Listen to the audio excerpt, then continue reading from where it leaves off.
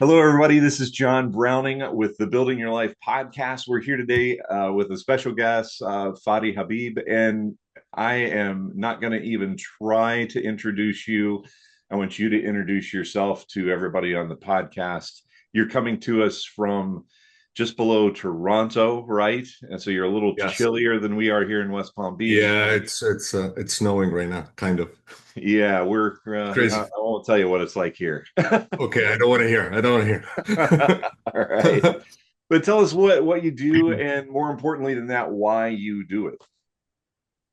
Okay, so my name is Fadi Habib. I'm the founder of Legacy Wealth Builder Academy, and my story, very briefly, is when I was a kid, I did everything what my parents told me to do. So I was a good kid. Got good grades. I went to a good university. I got a scholarship. I went got a good job because they told me this is the path to success. This is the path to wealth. And all of my corporate life, I worked in a lot of good companies like Schlumberger Oilfield, Celestica, which is the factories of IBM, BlackBerry. Do you remember BlackBerry? Yeah, uh, yep, had one of those. yeah. And I was also a professor in some colleges and universities. And all of my life, my salary was above average, but I'm never really wealthy.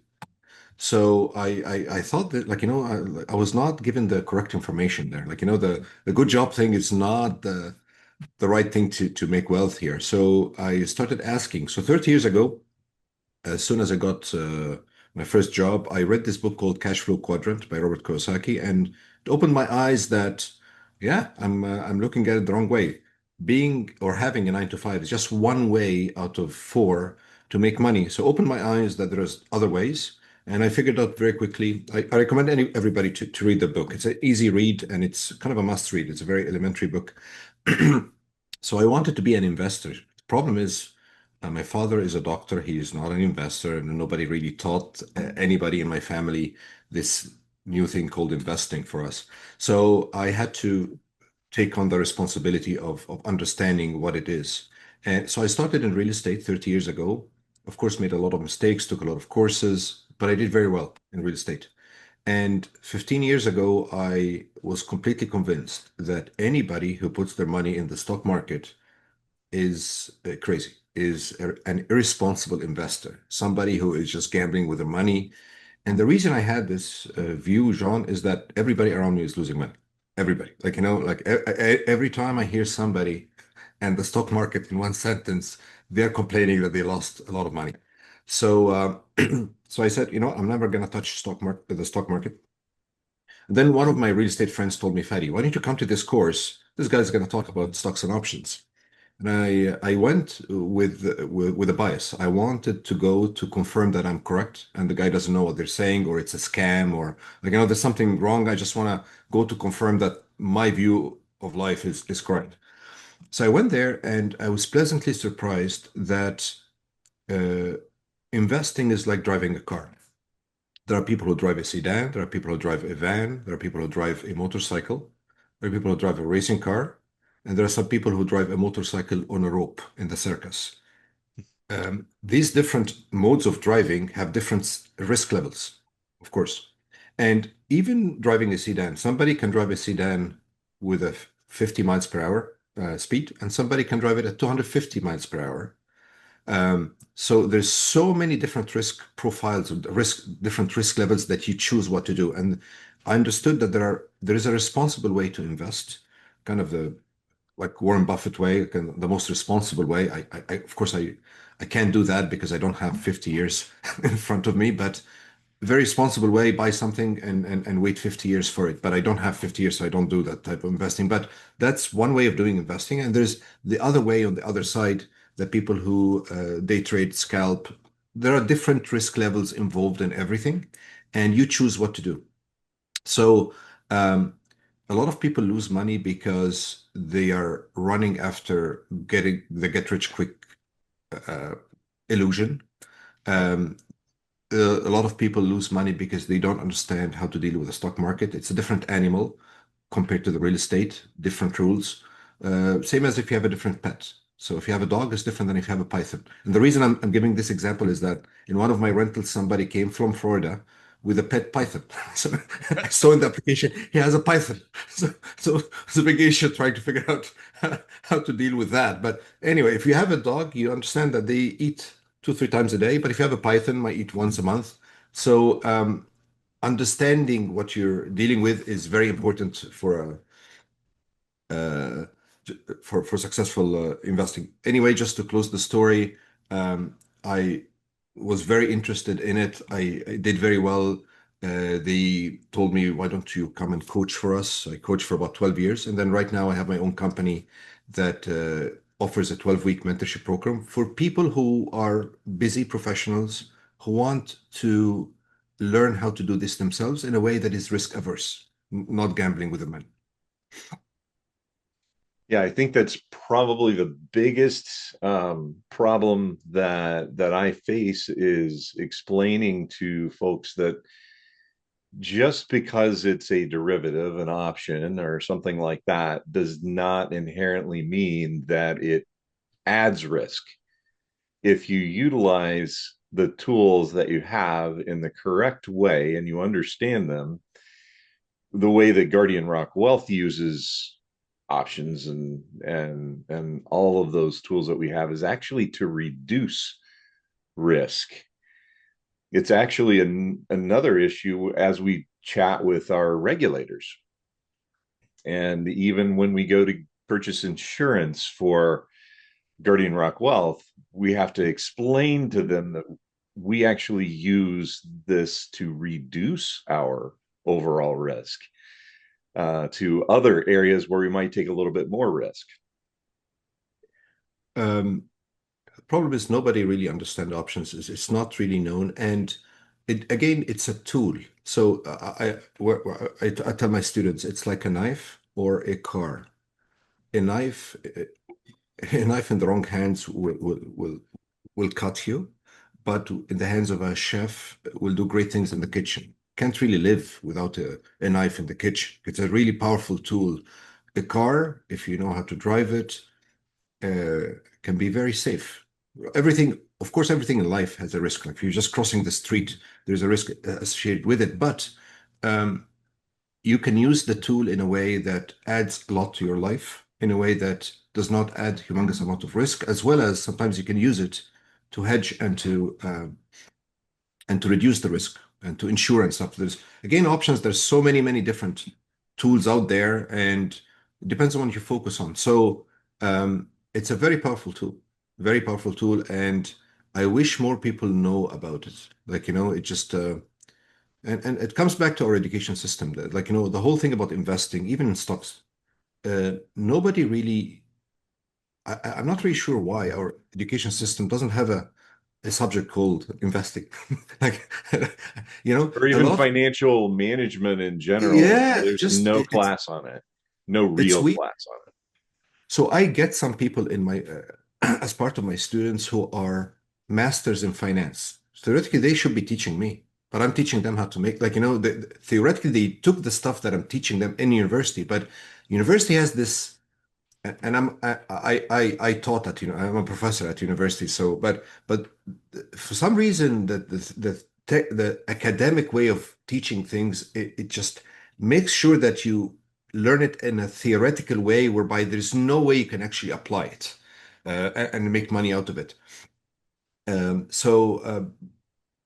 some people ask me, like, do you think I should go and take course XYZ or whatever, the SEC course or whatever? And I'm telling them that usually that anything academic, for some reason, inherently will not teach you what you want. If you want to get a job, yes. But if you want to really make money out of this, for some reason, I'm not sure. Like, it's very weird. It's very weird that that this is not taught at schools. It's a skill that but you know what? I know the reason because the objective of the school system is to produce employees, the first quadrant out of the four, not the other three. Yeah. So Go real quick. Let's go through those four quadrants because I think it's important for people to at least know what they are. okay, So what are those four quadrants? okay. So think of a four different boxes. The first box, which is all of us are kind of gets pushed in, is the employee, 9 to 5. And the people there, like all of us, at some point, we swap our time for money.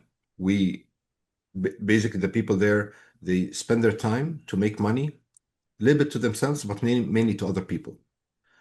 The second box under the first one is self-employed. That's the doctor in their clinic, the carpenter in their shop, the mechanic in their whatever, in the shop. Mhm. These people still swap time for their money. They have a little bit more freedom and they can write off some expenses. So they have a little bit of freedom, but they're still swapping time for money. And both of these quadrants, if they don't go to work that day, they don't get paid. It's just they're swapping their time. On the right side, where Robert Kiyosaki, the author, is pushing people to or advising people to go there, uh, the first box there is a business owner. Think of somebody who has 50 McDonald's franchises or 50 Starbucks or 50 Tim Hortons. That person has a lot of employees and managers and systems whereby if he did not go to work in the morning, the revenue will be coming in. That person uses other people's time. Who's the other people? The employees. He uses other people's First time to quadrant. make money. Yeah. Yeah, the first he uses us, the first quadrant. And then the fourth bucket or box is the investor. Investor use other people's time and money because if you're a real estate investor, you're borrowing money from the bank, you're using other people's money and time uh, to make money. It's a great feeling when I have an Apple stock, for example. I have friends who work in Apple. They work 14-hour days. I do, like I'm using their time to make money, right? Right. It's just like unfair. Like Meta, look at how much revenue Meta is making, and I have friends like some of my bosses, my previous bosses, works in Facebook. They work 14-hour days, and I don't have to work 14-hour days to share in the spoils of of Meta. So the author is saying you need to be on the right side. So for me, anybody who's really taking wealth seriously or want to be wealthy needs to be in these three at some point in their life: real estate, stocks, and owning a business. Owning a business is the hardest of all, hardest of all. And the chances of it working is like 10, 20%. So if you're starting, please don't start the three at the same time. It takes time to learn. Like for me, it took 15 years between each one and the other. But I'm slow. You probably will do it better. So take one of the three, learn it very well. As anything in the like in life, you will not get it right the first time. So it needs time a little bit to work. Take one of the three, spend some time learning it, and make money with it, and then move to the second. But there's statistics that I saw between the middle income people in the US and the ultra rich, and 62% of the net worth of somebody who is in the middle income is in the personal residence. That's kind of most of their net worth is there concentrated there. Um, if you look at the ultra rich, 80% of their net worth, again, the personal residence is only 7.5%, and the 80% of their wealth is in the three: stocks, real estate, and business equity. So this is where like, if you want to mimic them or go to that quadrant or do better financially, they're using these three to make money and store their money. So in stocks and real estate is a little bit different. In real estate, it needs a little bit more money to play because it needs down payment. In stocks, usually you need uh, less upfront investment.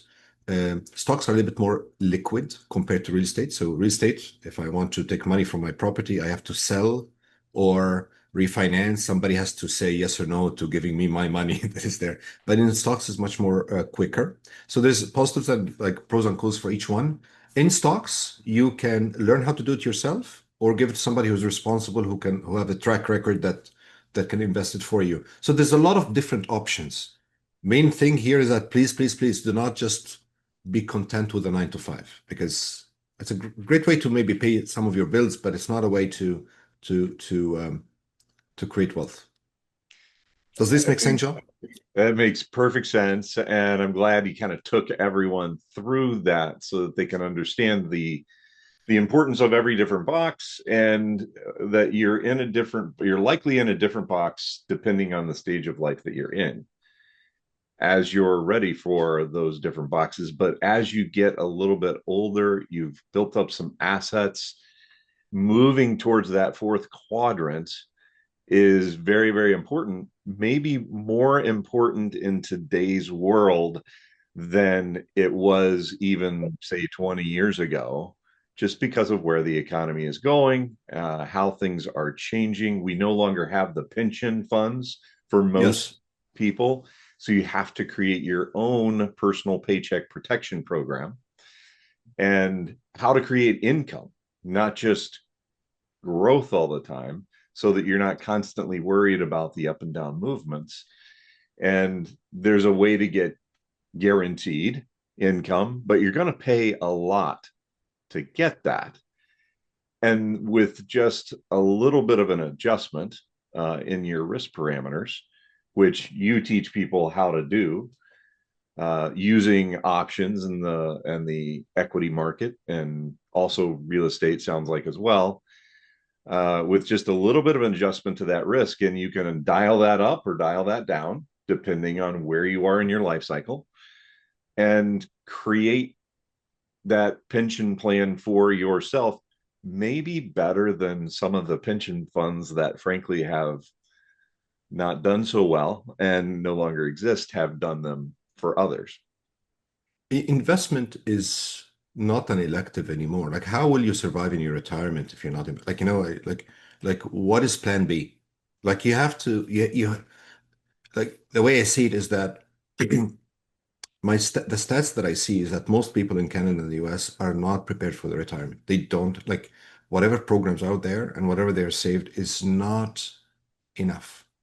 So, regardless of where you are, you need to start investing. And one of the things I teach is that ROI and risk go hand in hand. They're a couple. You cannot Mm-hmm. separate.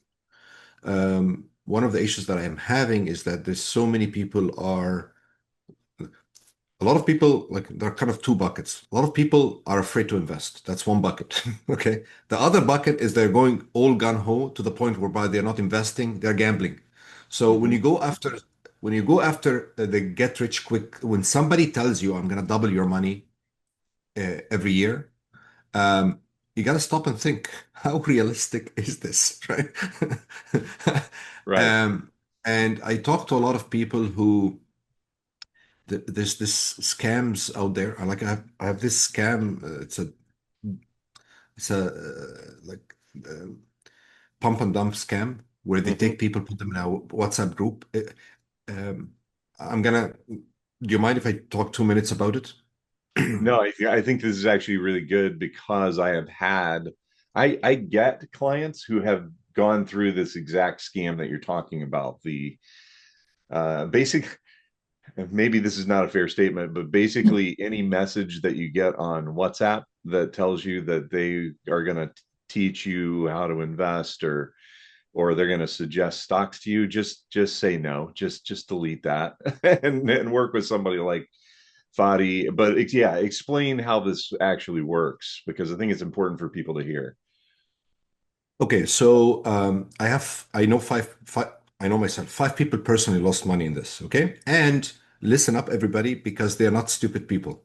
Okay, so one of them That's is important too. Yeah, these are yeah, not, oh, they yeah, were dumb or anything else. yeah. The folks that are doing this are very smart and they convince you absolutely that this is the thing to do. So my friends, the people I know that came to, some of them are my friends, some of them came to be my students, are not stupid. Like, one of them is a university professor. Some of them are business people, savvy people. They are not naive. So don't discount them that they are. I'll talk about the reasons they get duped into this, but it goes like this. You get a message somehow or an ad or something that tells you that we have a group, it's free, whereby we have this. Um, I actually get some of these messages, so I actually took a snapshot so that I want to make a video. Mhm. Um, so I kind of want to read some of it, but it basically says that uh, we have whatever this guy Victor Lee or anything, any fictitious name, mentor Victor Lee, who will tell us what to buy and when to buy it and what to sell. Okay, so it's very benign. You go to a group. Um, One person who got duped into this told me that he went and searched on LinkedIn for that guy, and there's actually a profile for that guy on LinkedIn. So some of the like, it's not that they did not do any research. Some of the things will check out. And what happens is that they tell you, you know what, go buy this stock because it's going to go up by 20, 30%. When somebody gives you a recommendation, there's a 50% chance it's going to work, 50% chance it's not going to work. Okay. So they take the people who it worked for them, basically it made money, they put them in another WhatsApp group. Okay. So now you have one experience with them that they are true. Okay. They do this two, three times, and you end up in a WhatsApp group whereby everybody there have made money four times with them. Okay. So you trust them. Okay. The motive of these people is that they have certain number of stocks that they want to sell, they want to get rid of, but the stock is bad. So to make some money, they want the price of the stock to go up. How would they do that? They go to this group of people and tell them, if you buy this stock, you're going to make 50% in 2 days. Okay. And everybody in this group already has an experience with them four times that they made money. Um, so everybody goes and buys the stock, the price of the stock goes up, they sell and they disappear. And all what you know about them is that they're on a WhatsApp group. So listen to the numbers that one of my friends, he was in my university. He's an economics guy, and he was part of this thing. I didn't know at that time that it was a scam, but he was completely trying to convince me, Fadi, I know them. That's the statement. I made money with them. Come. And Right. for me, I knew there was something fishy. No, okay. Like I went to one of the groups just to figure out, and the amount of pressure they tell you, take snapshots of prove to me that you bought, and like, it's just so weird. And because I was not going along with them, they kicked me out of the group. But this guy lost 150,000. Another guy lost 350,000. Again, he's an IT guy, very smart. A business guy lost $500,000. One of the guys, I talked to a lot of people as part of the interview for my mentorship program, and I told him my target is 24%. Fadi told me 24% is very low, like 24% ROI annually is very low, Fadi. I said, listen, I don't like to go for more than that because it comes with risks. Fadi, no. He went, lost $500,000, and came back to be my student.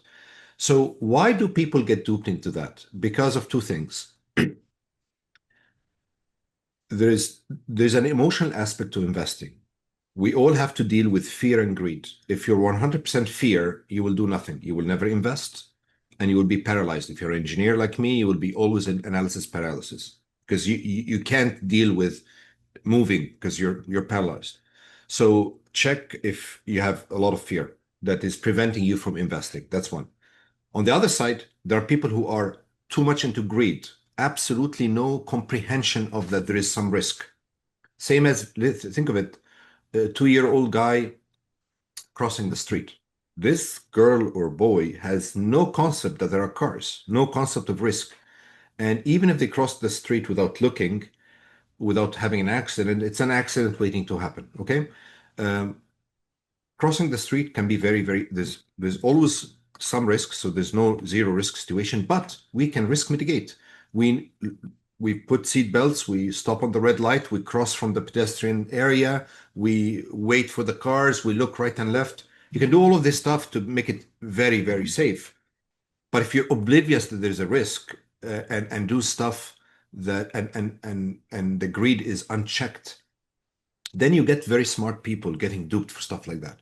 And they keep on doing it. And you will see it on Facebook, and Facebook probably does not do a good job in filtering this out. Um, I'm still getting like invites. Come because Victor Lee will tell you what to Yeah. buy and when to sell. I So still get be them too. careful. Yeah. Yeah, Yeah. be careful out there, everybody. Like, be careful. Be careful. Like anything that sounds too good to be true. By the way, I start my master classes by telling people, please don't trust anything I say. And that's true. Like, if you don't know the person in front of you, you got to be skeptic because your money, right? You got to be risk averse. You got to be like, you got to ask questions. You got to prove to yourself that the person in front of you is trustworthy. You got to look at the track record. You got to talk to people who were their clients. You got to look at the reviews.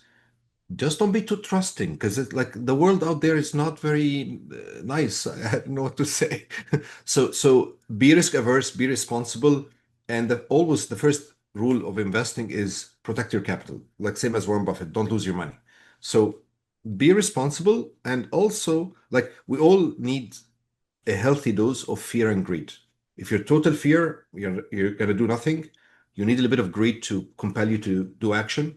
But if you're totally greed as well, you'll be screwed because you will put yourself in so much risk that you'll end losing. So you need both, and then you need to leave it. You need to give it some time in an environment that is responsible. I talked a lot, John. I'm sorry. No, this is good. This is why we had you on the show, which I'm really appreciative that you took the time. And I think everything that you shared there was like super valuable. If you didn't catch it all, just hit the rewind button.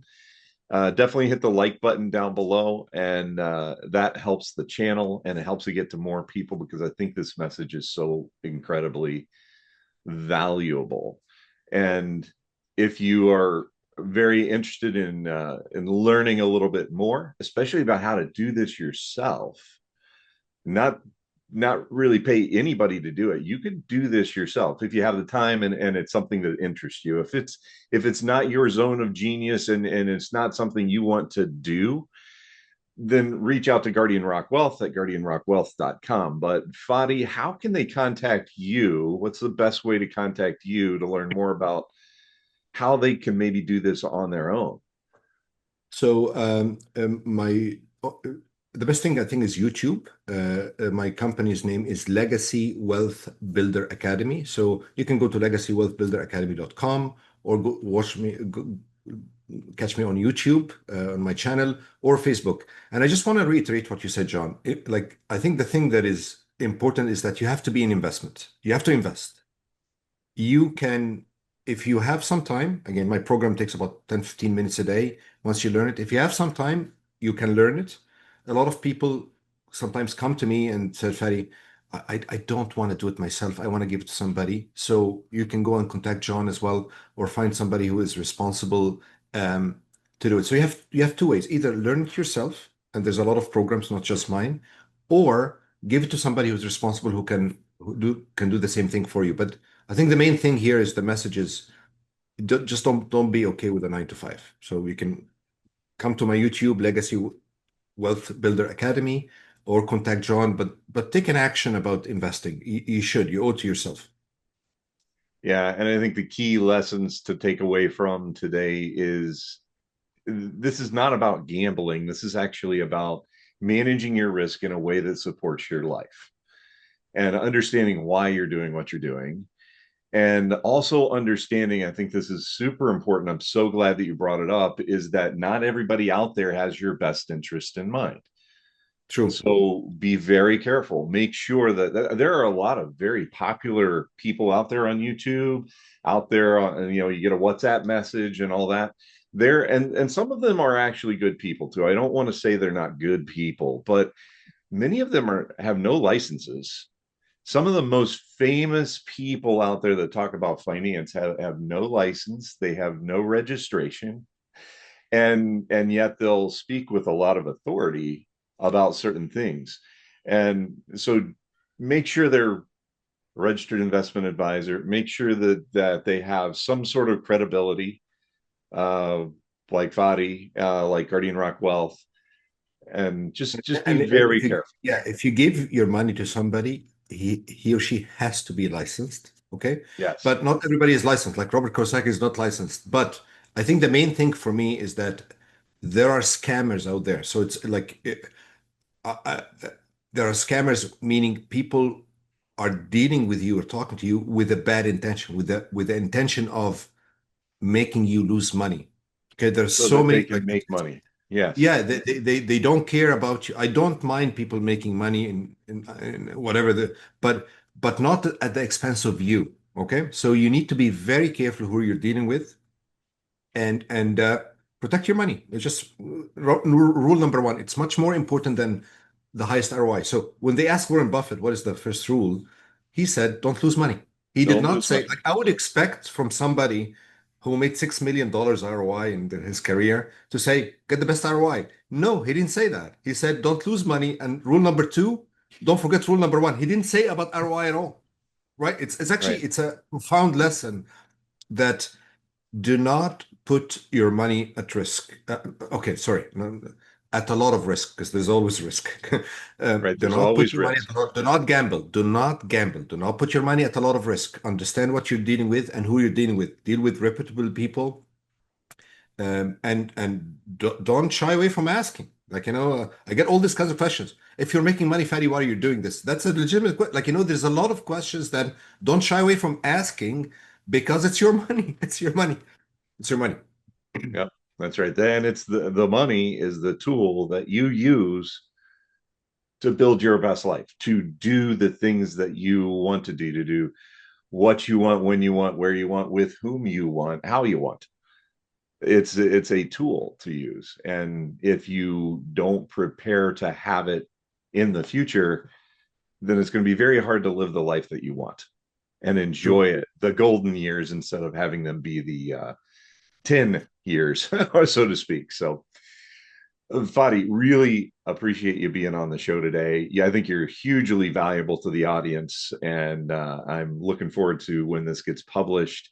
One of the things I did want to mention to those of you who also you mentioned one thing, I just want to point it out that for a vast majority of folks, their house is their biggest asset, unless you're in the ultra high net worth, in which case it drops to about 7% of your wealth. We actually did a podcast, very not well known, very much not promoted by the bigger banks and all that, way to create optionality with your home if you qualify for doing that. And too few people know about that. So be sure and look up that episode. I'll put the link to that down in the show notes, as well as the link to contact Fadi and myself. But thanks so much for being a guest on the show, Fadi, and I appreciate you. John, I enjoyed talking to you. Thank you. All right. All right, everyone. We're signing off until the next episode. This is John Browning with Guardian Rock Wealth out of West Palm Beach, and we will talk to you again soon.